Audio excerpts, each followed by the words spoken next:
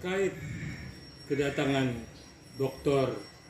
Rasman Nasution ke kantornya Pak Hotma Sitompul LBH Mawar Saron adalah satu, itu Dr. Rasman memperkenalkan diri bahwa dia sedang berseteru dengan Hotman Paris yang katanya kliennya Dr. Rasman ini ditikungin oleh saudara Hotman Paris.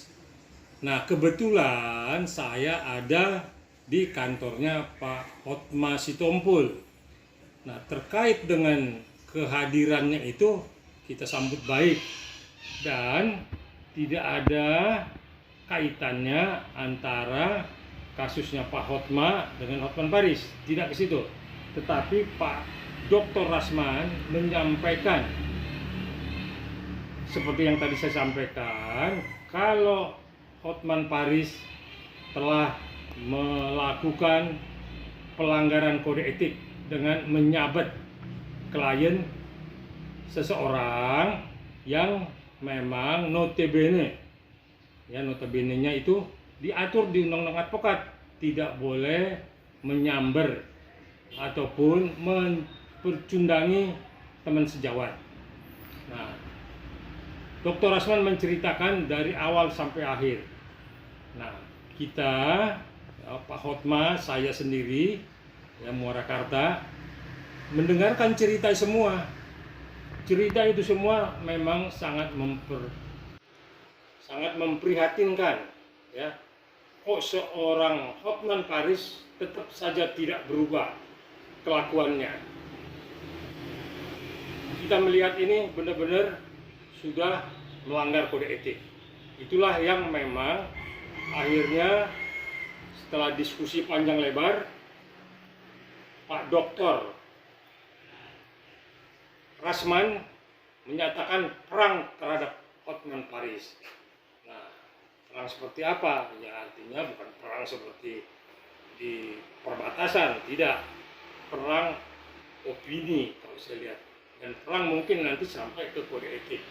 Karena memang perbuatan Hotman Paris adalah perbuatan yang tidak terpuji sebagai seorang dan sesama dengan lawyer yang lain. Nah, ini kan jadi viral nih. Jadi viral kehadiran Dr. Rasman ke kantor Pak Hotman. Dan di mana-mana pun sudah berkomentar. Ya. Nah, saya ini tanggapin ketika Dr. Rasman menyampaikan ini semua, beliau cuma minta dukungan moral, ya, support. Ketika Dr. Rasman ini menanyakan bagaimana Pak Hotma secara pribadi melihat ini. Ya, Pak Hotma menyampaikan kalau ini sudah tidak benar. Artinya masa teman makan teman, ya, teman sejawat makan teman sejawat. Ini kan semua diatur di Undang-Undang Advokat tahun 2083. Ya. Nah, inilah yang memang semuanya ini akan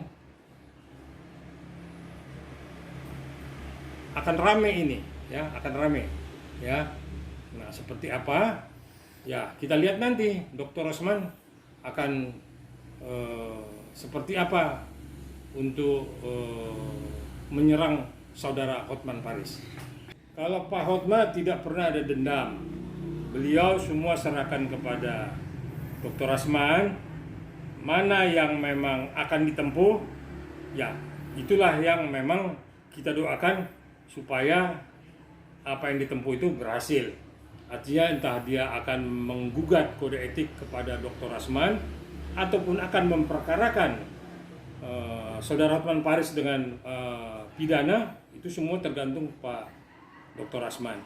Jadi kita hanya memberikan dukungan moral kepada Dr. Rasman dan akan mensupport lah Dr. Rasman untuk dia bagaimana menyelesaikan ini dengan saudara Hotman Paris. Ada Dr. Rasman lengkap semua YouTube-nya ada, ceritanya pun ada, dan semua kita rekam ya. Tidak hanya saudara dokter Lee ya, tetapi ada juga seorang wanita yang memang kliennya saudara Dr. Rasman yang ditelikungi oleh Hotman Paris. Artinya dari semua cerita memang Hotman Paris kita lihat luar biasa jahatnya, dan luar biasa bukan cerdik saya bilang, akal yang tidak sehat. Ya. Itulah yang dipertontonkan kepada advokat muda atau advokat yang lain yang memang itu perbuatan yang memang tidak etis sebagai sesama rekan sejawat. Kita tidak membantu langsung, tetapi kita mendoakan, kita mensupport, kita memberikan dukungan moral kepada Dr. Rasman supaya memang yang benar itu dikatakan benar dan yang tidak benar itu silakan diperkarakan. Kita memberikan dukungan moral kepada Dr. Rasman. Kita tidak memberikan bantuan hukum secara nyata, tetapi kan boleh kita mensupport, memberikan semangat ke Dr. Rasman. Karena Dr. Rasman juga kan memang punya kantor hukum. Jadi mungkin secara profesional dia akan bagaimana menuntut saudara Hotman Paris. Dan ini saya pikir akan ramai karena memang kelakuan Hotman Paris yang memang selalu seperti itu. Dan bukan 1-2 klien orang selalu disabat oleh atau ditelikungi oleh saudara Hotman Paris.